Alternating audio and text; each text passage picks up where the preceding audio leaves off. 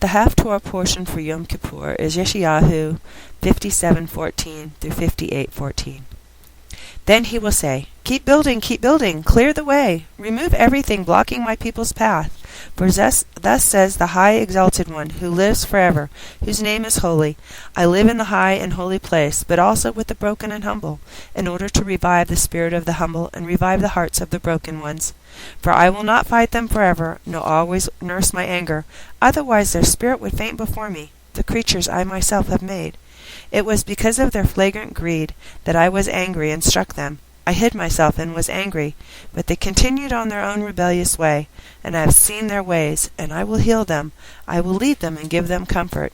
To them and to those who mourn for them, I will create the right words. Shalom, shalom, to those far off, and to those nearby, says Adonai, and I will heal them. But the wicked are like the restless sea, unable to be still. Its waters toss up mud and dirt, and there is no shalom, says my God, for the wicked. Shout out loud! Don't hold back. Raise your voice like a shofar. Proclaim to my people what rebels they are, and to the house of Yaakov their sins. And yes, they seek me day after day, and claim to delight in knowing my ways, as if they were an upright nation, but that had not abandoned the rulings of their gods. They ask me for their just rulings, and claim to take pleasure in closeness to God, asking, why should we fast, if you don't see? Why mortify ourselves, if you don't notice? Here is my answer. When you fast, you go about doing whatever you like, while keeping your labors hard at work. Your fast leads to quarreling and fighting, to lashing out with violent blows. On a day like today, fasting like yours will not make your voice heard on high. Is this the sort of fast I want?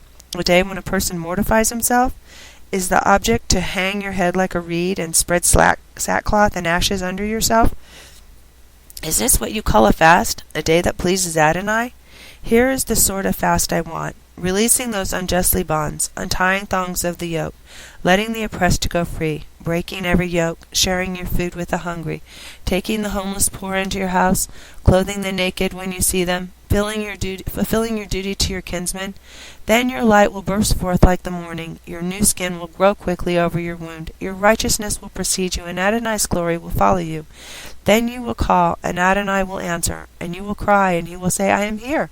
If you remove the yoke from among you, stop false accusations and slander, generously offer food to the hungry, and meet the needs of the person in trouble, then your light will rise in the darkness, and your gloom become like noon. Adonai will always guide you.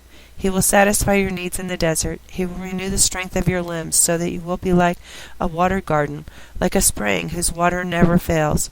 You will rebuild the ancient ruins, raise foundations from ages past, and be called repairer of broken walls, restorer of the streets to live in.